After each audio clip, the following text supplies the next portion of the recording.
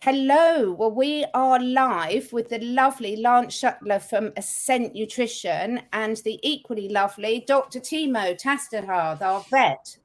So how are you both doing? Let's start with you, Lance. How are you doing? Great. It's a beautiful day here in Florida. Really looking forward to talking with both of you and sharing some cool things, and of course, learning a lot from both of you and seeing what questions people have.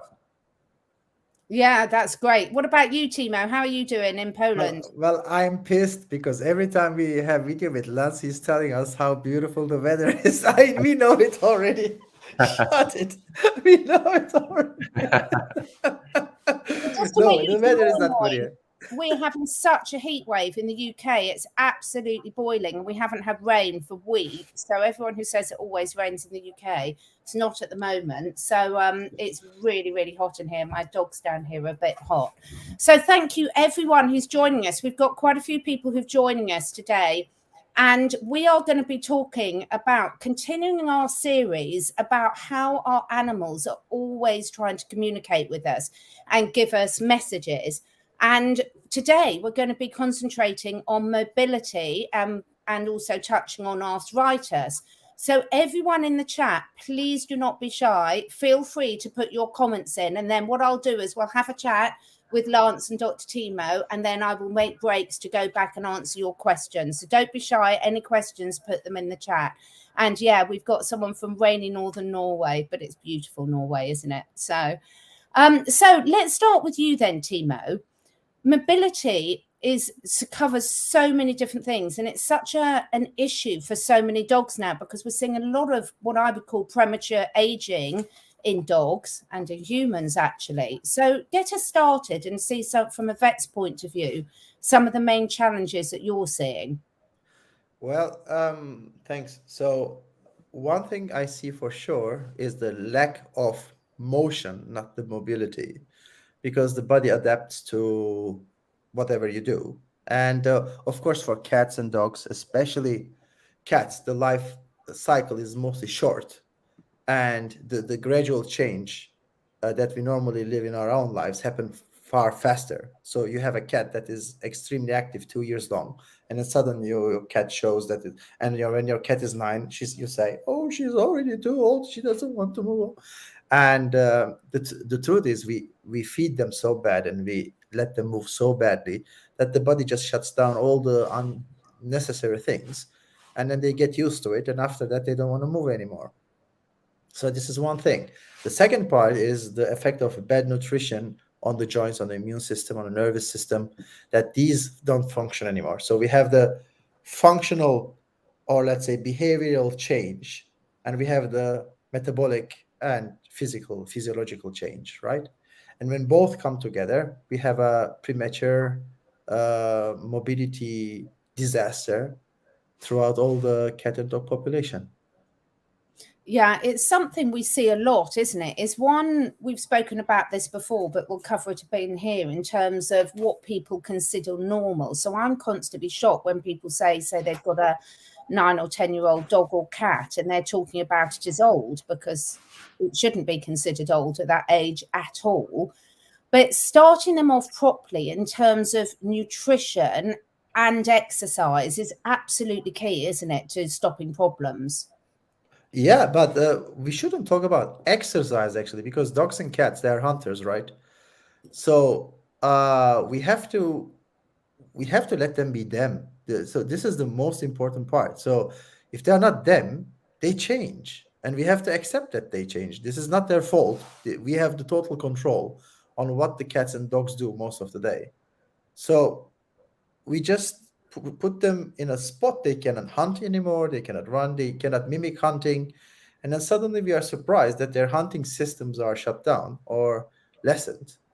And yeah, then the vet bills grow and grow.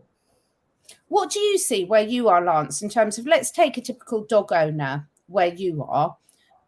What would people consider exercise? I know this is a big generalization question, but the reason I'm asking is Timo and I have spoken before that we see a lot of people that think sort of half an hour playing with the ball with your dog in the park is enough exercise for a normal dog. And that's not what we're calling as appropriate exercise. So what's it like where you are, Lance? It certainly is variable for the owner and what their activities or levels are like. But what I see often, mostly, is people just taking their dogs for walk or their dogs for walks. And of course, that's beneficial and good. But just like Timo was saying, it's really not enough. There's some people who will bring their dogs on the beach and throw the ball around and let them run and like really run free. But mostly what I'm seeing is, and what I've seen throughout most of my life here in the US, is people just simply taking them for walks. And, maybe that's around the block. Maybe it's just like down the street. I know in cities in particular, you can see dogs living in high-rise apartments, and, there's almost no nature around there. And you can just imagine that the extent to which their activity is outside of the home is probably just a walk around the block or a couple blocks. So, that certainly is going to accelerate the aging process and accelerate their stiffness and immobility. And, it really is sort of a sad situation for so many pets. Yeah, I see that a lot. And, it's quite interesting just to see people's perception, because I think, we've talked before about the link between, if a person doesn't understand how to feed themselves properly, they're not going to even think about asking the right questions for the animals. And the same is with exercise. If they're not able to talk about getting their animal, their dog or cat, moving properly, if they can't do it for themselves, they're not going to think about it for their animal either, are they? Timo, we've got an interesting question here, and I'll button on this one as well, about Lorena trying to get her a massage book for her dog, but it's against the law to get it without your vet's permission. So I don't know how it is in the UK, but there are dog physiotherapists, osteopaths, chiropractors, and they all have the right, naturopaths, they all have the right to, of course, treat your dog or cat. The only problem is if your dog or cat is insured and the insurance is covering it or not. But if you're okay with paying from your pocket, no, you don't need the vet for that. There are a lot of different therapists who are able to do it, but I don't know the UK law or wherever you are, Lorena. In Germany, in continental Europe, you totally can. Yeah, in the UK, you can't. Most structural therapies, you have to have vet's permission, but it's just a formality. So the vets can't refuse it. And what that is, the reason for that, Lorena, is actually meant to be for the pet's best interest, in terms of making sure that it's not the issue you're taking it to, say, a massage therapist for isn't hiding a deeper problem. Because the sad reality is now there's so many courses available on the internet where you can train to be a therapist in a weekend and actually have really poor quality training. So a lot of it is to protect that you're actually going to a properly qualified person that is going to do good, not do more harm. So it can be frustrating, but it's literally just a formality normally to phone up your vet, explain why it's for, and get permission. And then also quite often the vet will ask, who is it, to make sure that it's a properly trained, registered person that's going to be treating your animal, which is important because there are a lot of people out there now that aren't really trained to do a lot of this stuff. There's a lot of sort of internet courses you can get now, which isn't really appropriate. So it's there, it's frustrating, but it's there often to protect the animal. And so let's talk then about mobility and how you should let a dog or a cat move like a dog or a cat. Do you want to start with that one, Timo?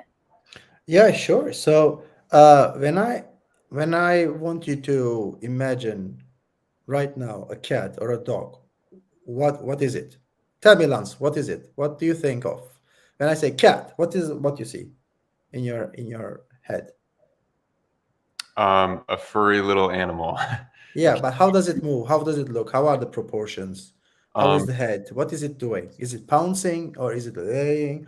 Is it purring or is it an active following a fur ball, or what is it? Very active and attentive and hyper aware of its environment. Exactly. So the hunter, right? The hunter is what you have in your head, not Right. not the one that's tried to avoid all movement, the big one with the big huge belly, but the one that is fit and right. So the thing is this: form follows function, not the other way around. So the form you can imagine in your head about a cat is its functional form of being a hunter. So if you let them pounce, jump, climb, follow, run, turn, twist, dodge, this is what a cat does. So if you take some of them away and just let some of them happen, the other ones will not train your cat anymore, because they are made to train your cat, also keep your cat fit. So the impulse is the most important thing for the cat, right? So if the impulse is not there, like they don't want to follow something, they don't want to jump, they don't want to hunt, then their body suffers from it, because all the nervous connections to the muscles just get numb. So the muscles are not used anymore. So because cat is a highly oxidative animal, uses a lot of energy, and tries to save energy wherever it can, yeah, a lot of fibers will be shut down and they are not used anymore. So then you have this fat cat that cannot jump from 1 meter away. Normally it could jump like 4 meters, and they fall and they hurt themselves and they go to the vets with broken legs and whatnot, which is unheard of like 100 years ago. So Yeah.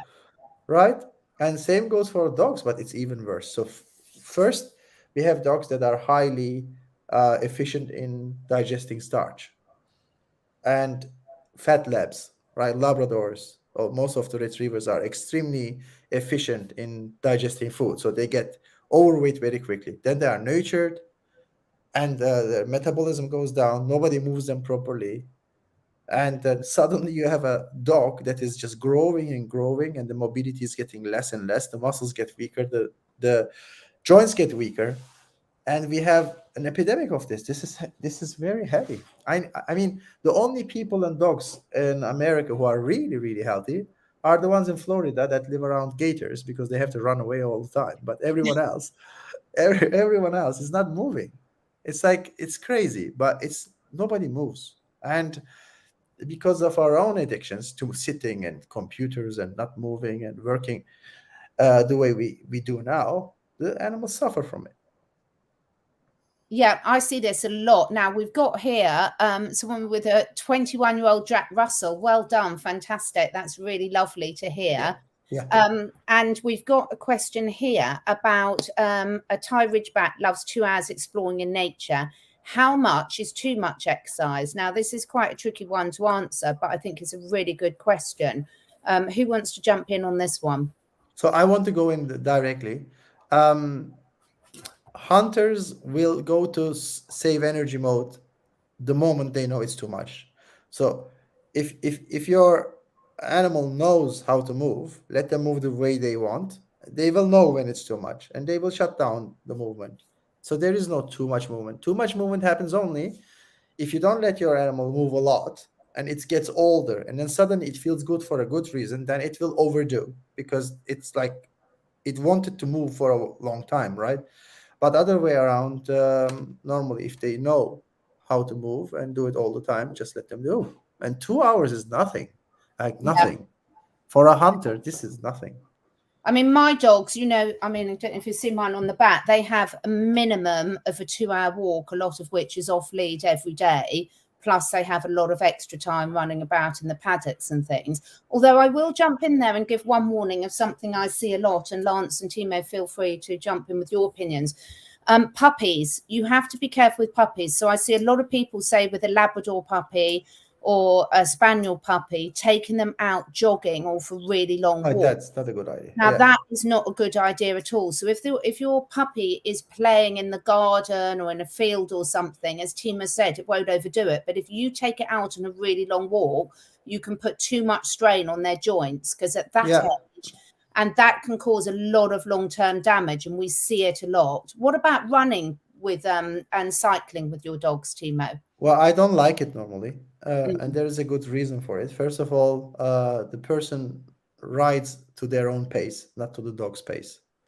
So, of course, there are some dogs who are really good at running long distances and in the same speed of the bike, but not all of them. And I see all these dogs suffering, with a very high cadence, try to keep up and pushing the heart too much. And don't forget, the heart, ours the same, is not made to be pushed too long, too far in the higher higher RPM, higher cadence. So normally they would push and then they will rest, they would push, they will rest, everything would be resetted. And the way with the bikes is not possible. Yeah, I would agree with that. Unfortunately, we get that a lot where we are. And the problem is there's quite a few problems. All the ones I agree with what Timo said. But, you know, also it can lead to behavioural issues in some, particularly if you've got a reactive dog, because a dog would normally only run short, sharp bursts when they're hunting and then come down again. And if you keep them running for long times, you're keeping their adrenaline levels higher. So they're going to be more reactive. So that can be one issue. But also part of what dogs need in their exercise is to also sniff and see their environment, because they need to exercise their mind, their nose and everything, as well as their joints. So if you're just forcing them to run along on a bike or on a jogging with you, you're cutting off a huge amount of, one, how they're meant to move, but also what they need, the other aspects that they need from their time out in nature. Totally agree. Yeah, another lady with a 17-year-old. Now we're going to come on, sorry, to some suggestions for the older dogs in a minute. And we've got some lovely people that really, dogs are having some lovely long walks out. Question here from MP, a 4-pound, oh bless, Yorkshire Terrier, just a year old, might have a luxating patella on each of her back legs. Yeah, that is very typical for them. So this is mostly a genetic problem. And they might need a small operation just to make the cavity a bit bigger and then fixate the patella. But they should move. And mostly the luxating patella don't stop them from moving. So, but yeah, be careful. Don't overdo things. If you can do, just spread the movement throughout the day a bit so that they can rest whenever they need. And but yeah, normally the solution is surgery. So in terms of dogs meant to move pretty much all day, no, we weren't saying that they're meant to sort of move all day. They will have long rest periods in between, but they're a half-hour walk is not enough for any dog really, unless you've got a very old dog or a young puppy. They need a lot more exercise than most people realise. Okay, there are some step dogs like Saluki or some other wind dogs like hounds that might go on the longer distance, but most of the dogs are highly oxidative animals using a lot of energy, and they have fast twitch muscles that make them jump high, dash strong. And if they're that type, you cannot expect them to move all day. I mean, we can make a test, take an old English bulldog and tell him to move more than 10 steps and see where you are at. Yeah, exactly. So what about swimming for dogs? Because this obviously, some breeds of dogs are much more, enjoy swimming a lot more, and there are some safety concerns on that. But what's your view on that, Timo and Lance? All right. Okay, so it depends how the back of the dog is when it's swimming. So some dogs will push the back up. That's bad. If they swim like that and the back is going up all the time, you will have long-term problems if the swimming is quite often. But most of the dogs swim with the butt down and the chest forward and the hands. And for them, it's really good. It's a very good exercise, but be careful. Some dogs are really sensitive on their ears after swimming. So maybe you want to dry it and clean it up. But otherwise, it's good. Good. Yeah, we have got a video on our playlist. If you look at the Vibrant Animal Team playlist on YouTube, where we do talk about some of the dangers though of throwing balls into water and the dogs swallowing too much water like that. So it's really worth people having a look at that one, isn't it, Timo? Yeah. Now we've got, just before we get on to some bits that I want to ask Lance about, because I've got lots of questions about that for you, Lance, in a minute. But we've got a two-part question here from Christina. So she's got a 13-year-old Husky German Shepherd Cross. Started with a bit of incontinence at night, giving us sleepless nights. Did get some tablets, improved a little, but now needs to be let out and licking a lot. I mean, obviously, it's very difficult to give much, information because we don't know enough. Yeah. I mean, in terms of one thing I would say, I would definitely be looking at what food your dog is on. and what diet they're on, because obviously that can make a huge amount of difference to, so perhaps you can tell us below, Christina. And, you know, a lot of older dogs do start to develop incontinence issues, don't they, Timo? Yeah, and that has something to do also with their gut, because the gut microbiome plays a huge role in incontinence and bladder and all the urethra, all the channel, all the system for urine extraction is hit by the bad choices, bad nutritional choices, let's say, because it plays a huge role. And also the overuse of chemicals as well. So, you know, looking at, are you using any chemical flea treatments, vaccinations, worming treatments, etc.? What chemicals are you using in your environment? And also what chemicals are in the environment that the dog's walking in? So, for example, are you looking at agricultural land or on parks that tend to be heavily sprayed by the people maintaining them? This is quite a good question. Yeah, I love it. That's a really good question, Monique. So this is how a dog actually stands, right? So this is how they are.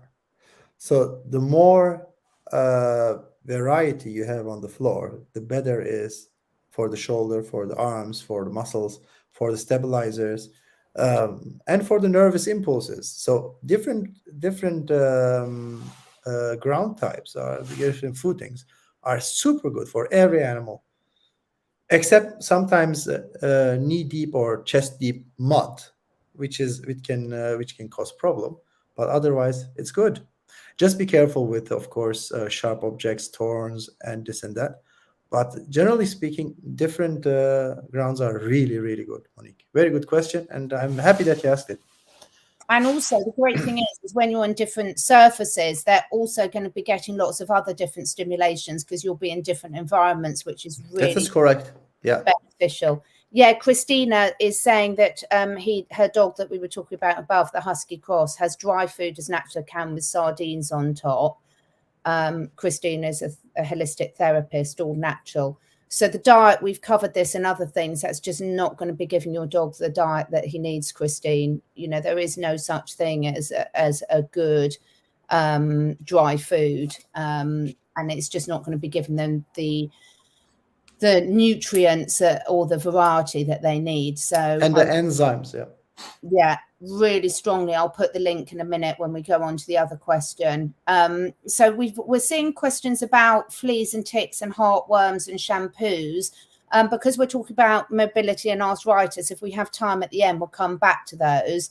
But yeah, so getting on to, I wanted to ask you, Lance, because obviously one of the things that people think about comes to their top of their mind a lot, nutrition-wise, is the omega fatty acids. We've covered on this before about, you know, the problem with fish oils, but can you just talk through a little bit about how important omega fatty acids are for overall joint, muscle, tendon, ligament health? Yeah, definitely. So every cell in the body has membranes, and these membranes are composed of different compounds. And some of the most important are these omega-3s, in particular the DHA. And what that's going to do, so that's a polyunsaturated fatty acid. And what that's going to do is, I mean, a lot of things, but as it relates to mobility and joint health, it's going to help keep those cells fluid and flexible. And so if you think about saturated fats, okay, saturated at like butter or lard, it sort of hardens at room temperature. And so you can think about it in terms of a cellular membrane, it's sort of going to stiffen it up. Now, it is important and necessary, those saturated fats, in, of course, moderated amounts. But the polyunsaturated, you can think of those as like more loose and flexible. And that's going to keep the cellular membranes and then the cells and then the tissues themselves more loose and flexible.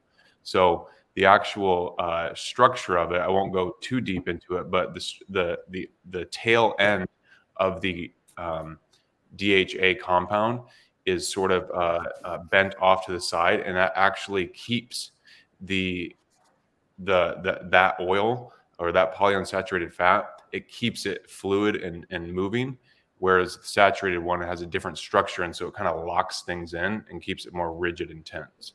So what the overall point is that it just keeps the cellular membranes fluid and flexible, and there's movement happening.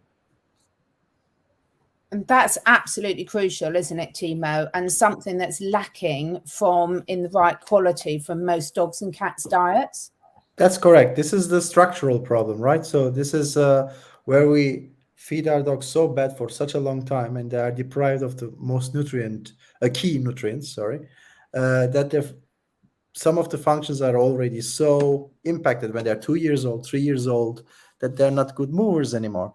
Can you imagine you have a 21-year-old son or a daughter and who cannot even run 1 kilometer? That's what we have in our hands now.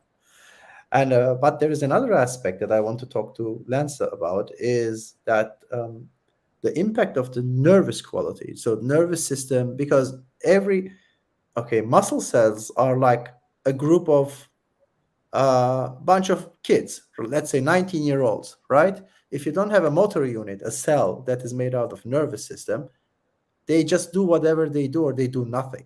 So to make them soldiers, you need a commander, which is the nervous system cell, the motor unit. And the quality of the motor unit is so dependent on omega-3 fatty acids that if there is no signaling, so the muscle cannot react to it and starts to get smaller and weaker. So do you see in your research any impact on the mobility from the nervous system side for strength and activity, the quality of performance, let's say, Lance? Do you have anything on it? Yes, actually, it relates to humans, this article that I put together, but we could assume that it's going to apply directly to animals as well. They're the same system. Yeah. And so really what happens is like you said, the signaling, it's going to happen quicker because, this is sort of down a different path, but that DHA in particular, it's facilitating the movement of electricity throughout the brain and nervous system. And so when the cells and the motor units can communicate quicker and more efficiently, then everything works better, especially those fast twitch muscles.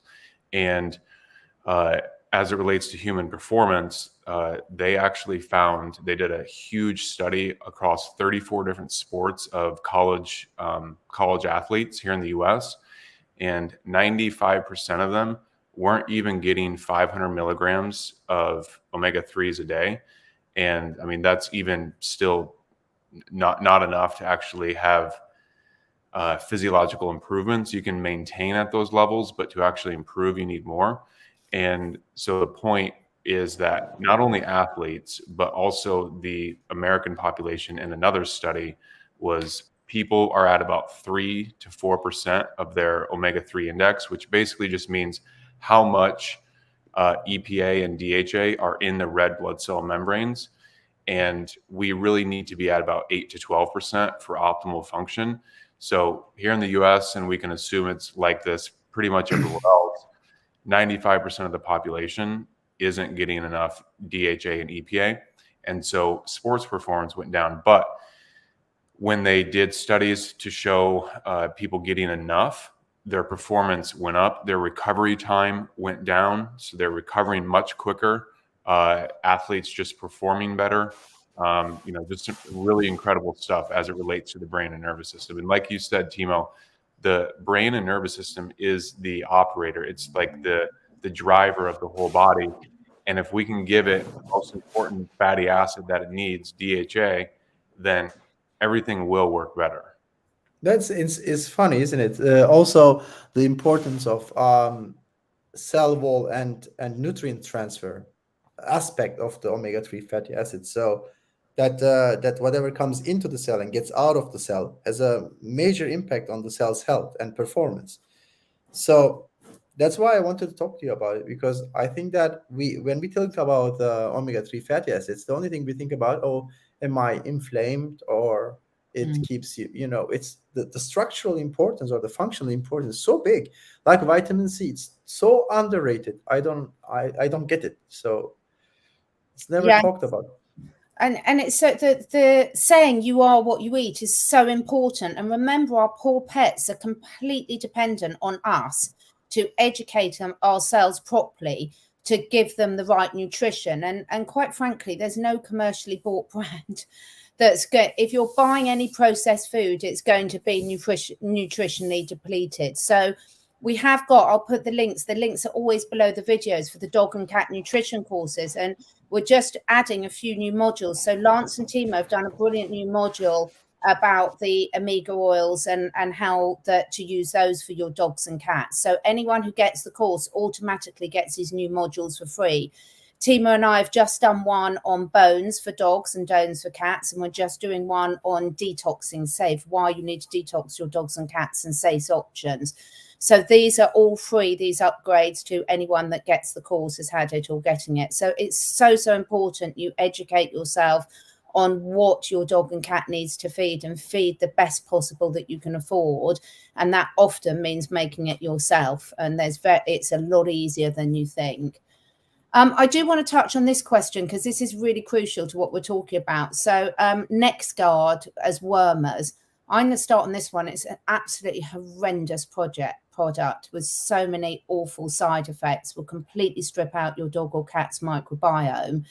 And absolutely, Polly, there are loads of safe options, natural options. Now, what options are available vary depending what country you're in. So I can't give out specific brands here because it's different. You're all spread all over the world.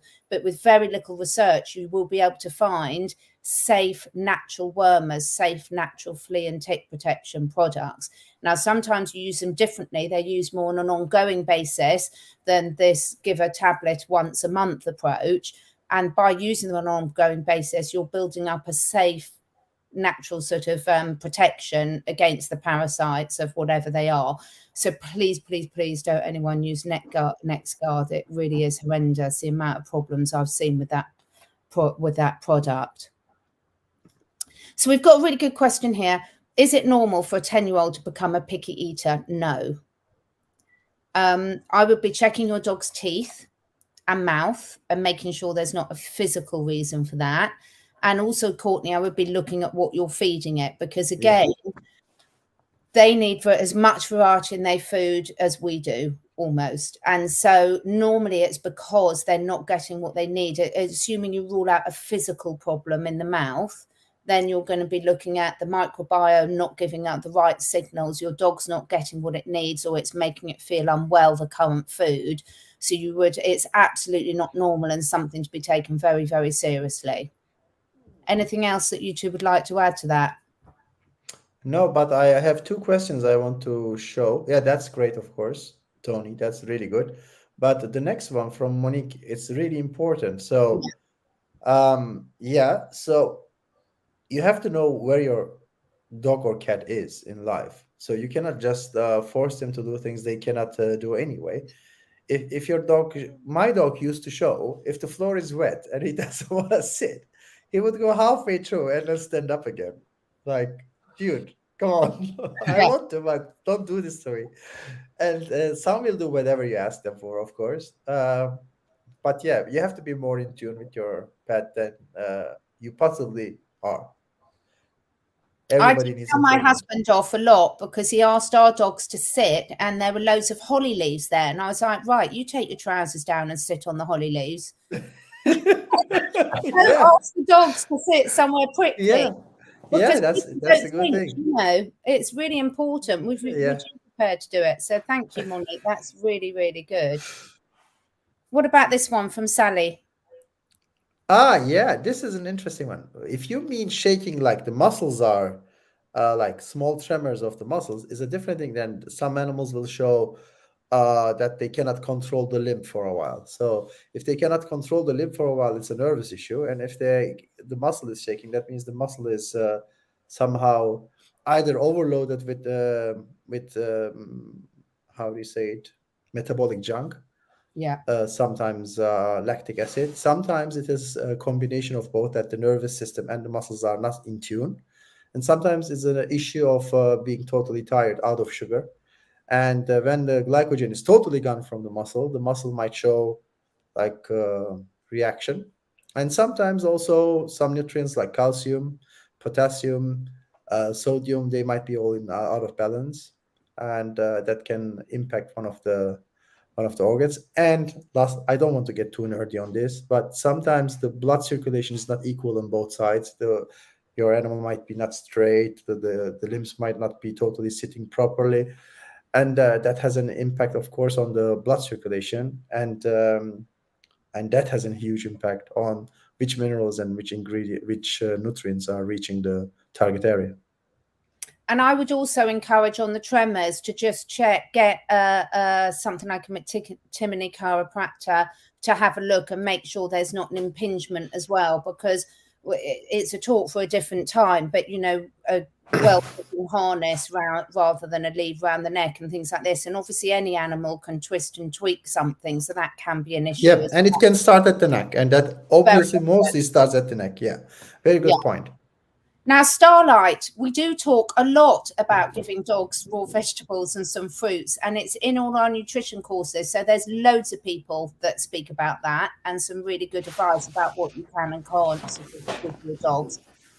So that's all covered in our nutrition courses, and yeah, really safe fruits and vegetables that you can give your dogs. Yes, but there is one point. I don't agree that they are omnivores.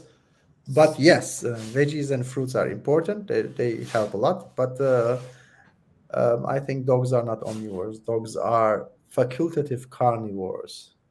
So if you give a piece of meat and piece of watermelon, the choice is mostly on the animal part.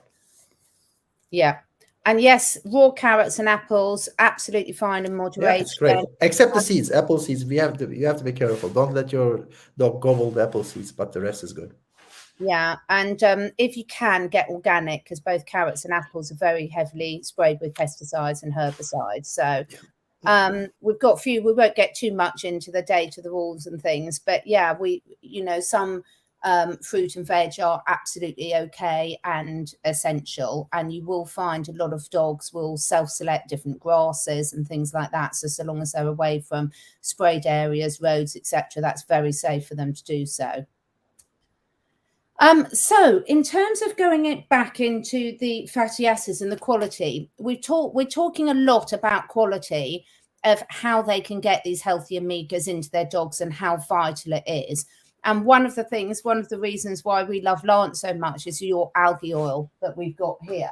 Now, I know we've covered it before, but we've got new people listening today. So can you talk us through the advantages of using the algae oil rather than the fish oil, which obviously can contain a lot of toxins?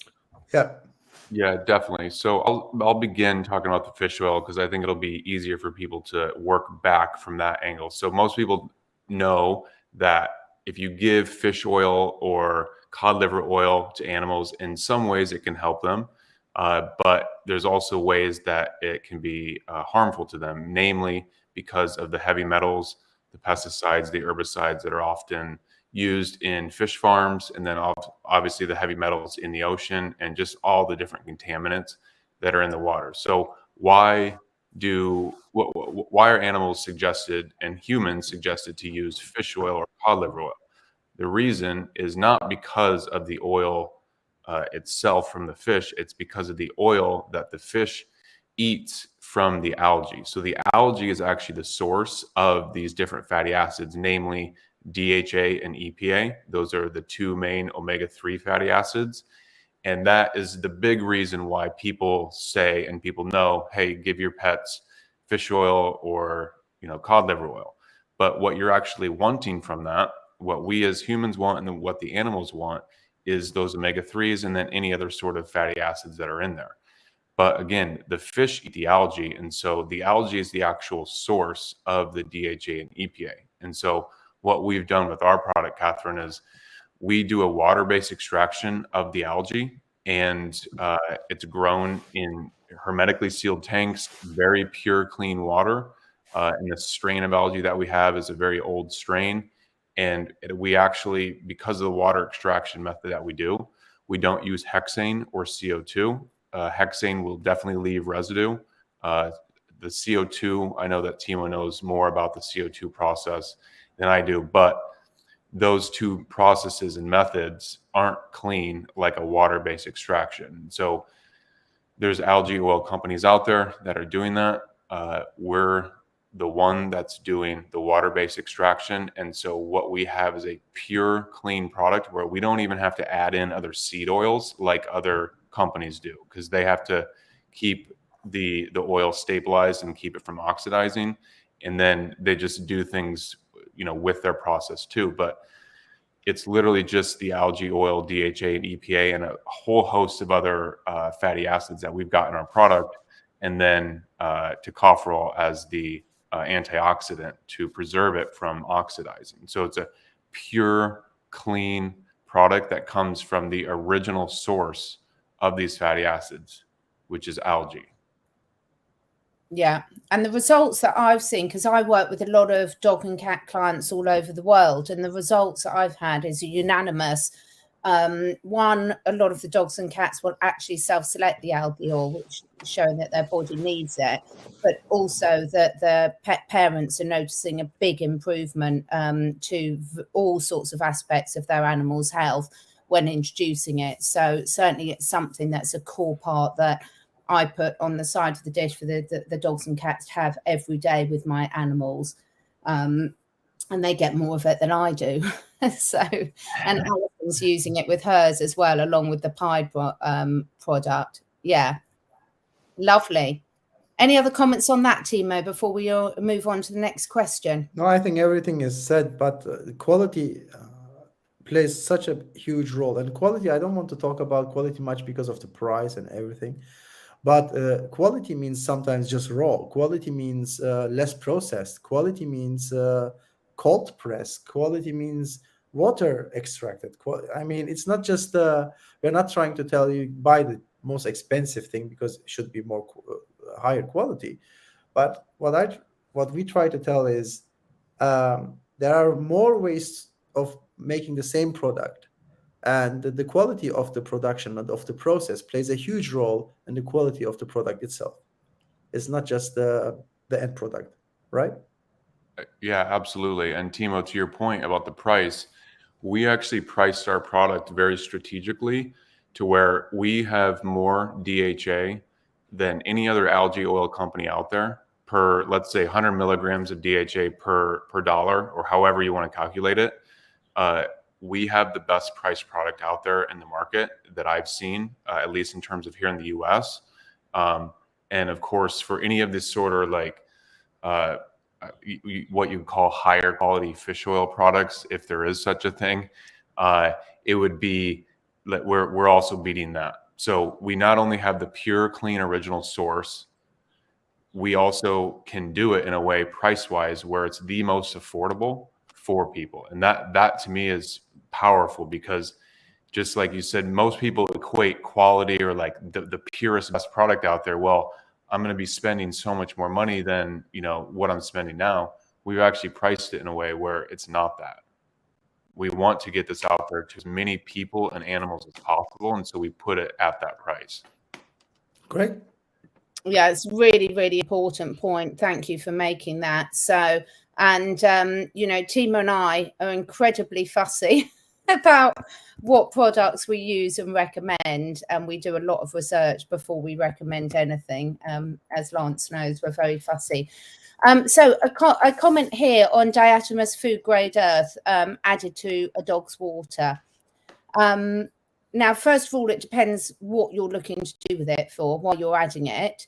I am not a fan of DE used internally. I know a lot of people are, and I know a lot of people use it for parasite control. And I use it as an external, as an ingredient in a homemade flea powder for external use.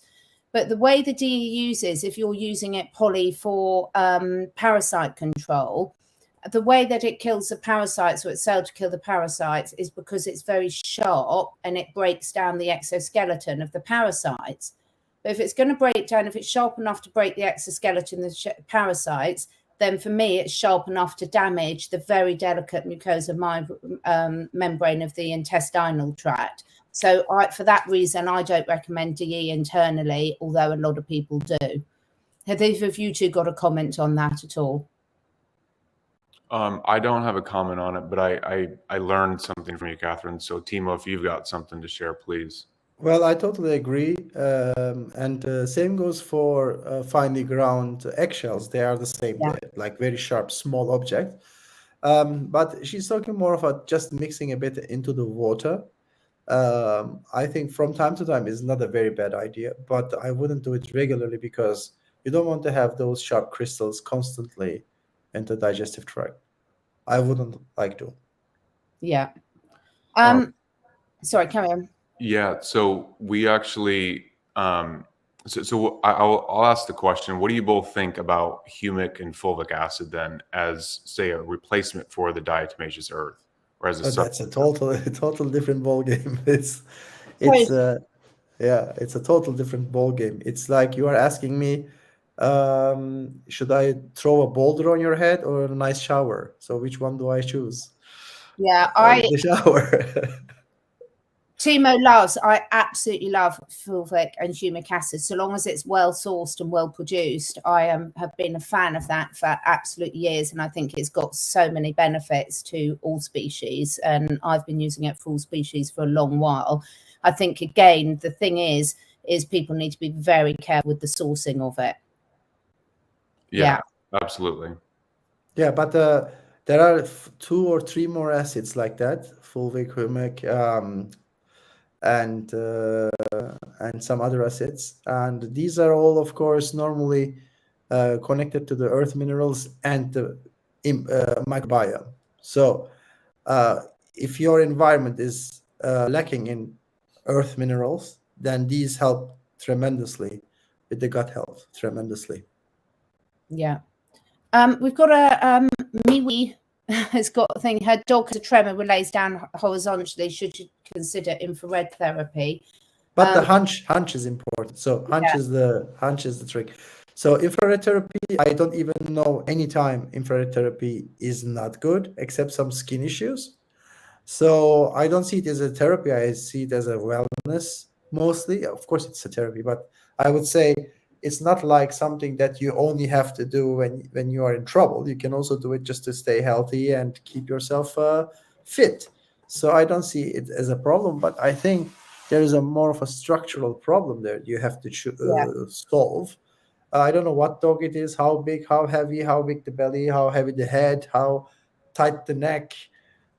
Sometimes a small trick with the 2 fingers can solve a huge problem on the neck and on the back, because our small friends have 4 limbs and they have a huge connection between the tail and the head, and anything that goes wrong on this connection has a direct impact on the rest of the limbs. So I think a therapist, a massage therapist, or a vet, or someone who understands the backbone very well will help you out.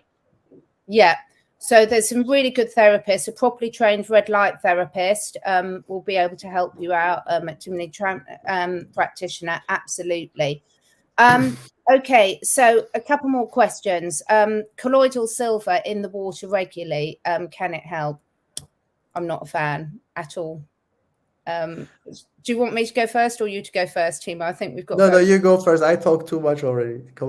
Well, colloidal silver, I absolutely love. Complete opposite to almost what Timo was saying about the infrared therapy. Colloidal silver, I love as a topical application for if there's a wound that you need to clean or heal or anything. So I've absolutely got some in my first aid kit, but I wouldn't use it internally on a regular basis because silver bioaccumulates and it will build up in the body.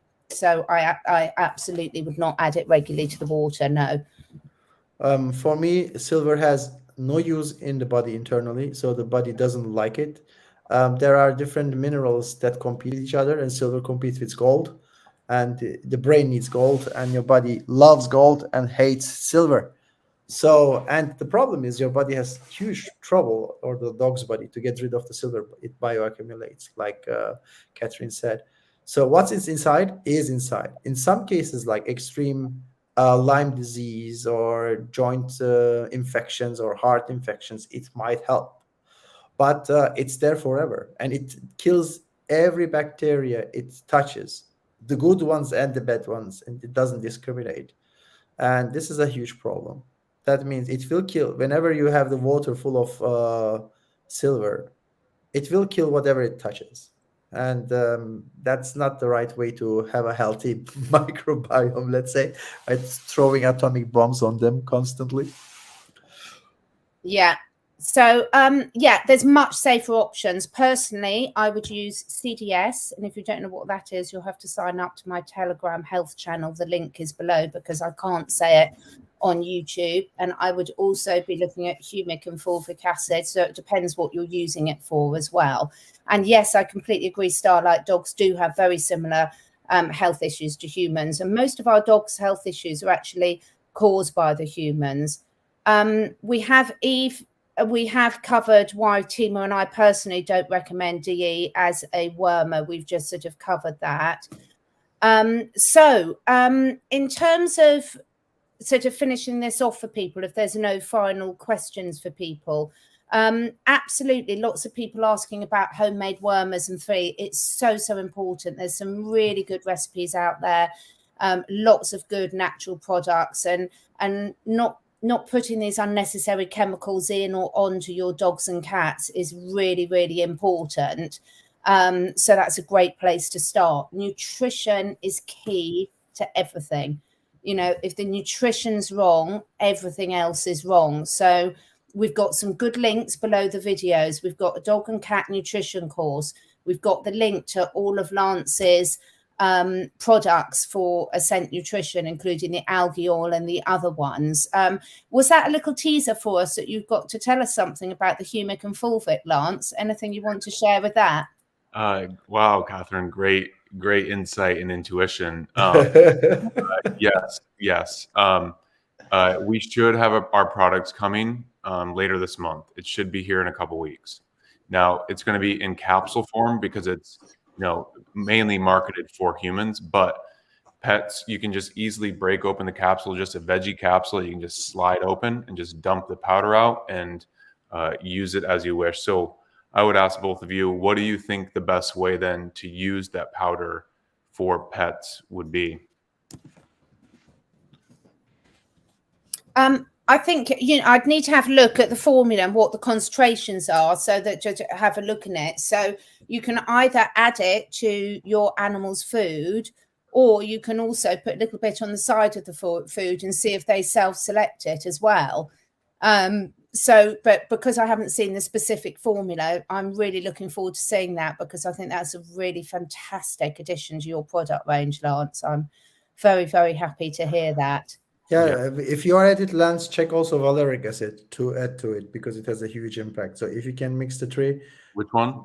Valeric acid. Okay. Yeah, that's going to be okay. So there is the bacteria produce different type of acids, and this has its own cycle, right? And valeric acid is an important step there, and has a effect like a humic or fulvic acid. Amazing. Yeah, you can look into it. I will. And I'll share just briefly, we can talk more about it once we launch it, but the source of what we've got. So we're getting it from New Mexico, and it's in a place where it's on indigenous land, and it's blessed by the indigenous, and the people that we're working with, have a very good relationship with them. And the particle size of the humic acid is actually 20 times smaller than most other humic acids out there. And it's done through a strict mechanical process, no electricity, no heating, no solvents, none of that. Just a process that literally just refines it to even a smaller particle size. And so what that's going to mean is that the absorption will go way up, and it'll get in those cells even more powerfully and even more probably quickly than humic and fulvic already does. Great. Excited. I can't wait to share that. I can't wait to look at it myself and then share it with the listeners. So just a final more comments. Thank you so much, as always, for your lovely participation, everyone. Some really great questions, as usual. Starlight's got a comment. I believe you can detox a dog with their species-specific diet and natural herbs, just like humans. Have you got any comments on that, you two? Yeah, for sure. They are not omnivores. They are carnivores, but facultative. That means they choose to be carnivores. They can survive on other things, but they like to be carnivores because they need specific nutrients. But yes, you can detox. We will have a course about that as part of the dog nutrition course, detox.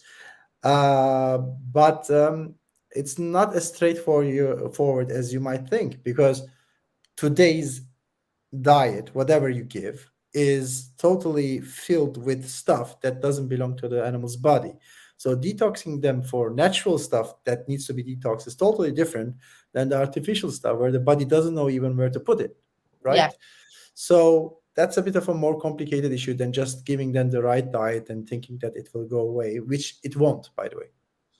And that's something, putting praise myself a bit here, but this is something I spent the last 20 years specializing in, about how to safely detox humans and all species of animals, which is why I put so much research into the different products, because like Timo said, you absolutely need to know what you're doing, because even with a lot of natural products, and Starlight, this comes on to your other comments below about using natural herbs for worming.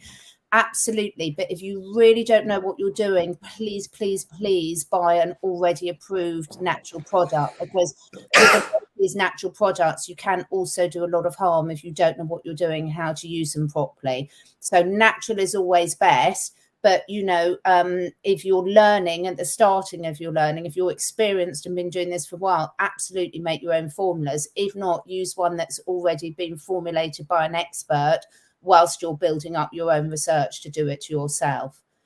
And just a final question for you, Lance. So the dog with the shaking leg, where is it? The lovely little dog that we talked about at the start with the shaking leg. So as well as the algae oil, are there any other of your products that you would recommend? I mean, you could look at the pine pollen. That would be really the only other one that I would look at the moment. Of course, when we've got the humic, but the pine pollen is really the only one at the moment I would look at. Yeah.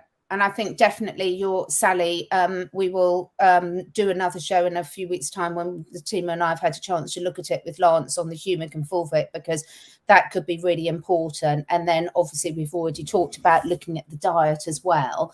And you will be, if you have got, I don't know if you've already got the dog nutrition course, but as I said, within a few weeks, we will have the detox module and the algae module and the bone module added to that. So whenever anyone buys it, they'll get those modules for free. So the detox module is going to be really crucial as well, because sometimes the shaking can be a result of sort of heavy metals or other toxicity in the system as well. So that's going to be very useful for you.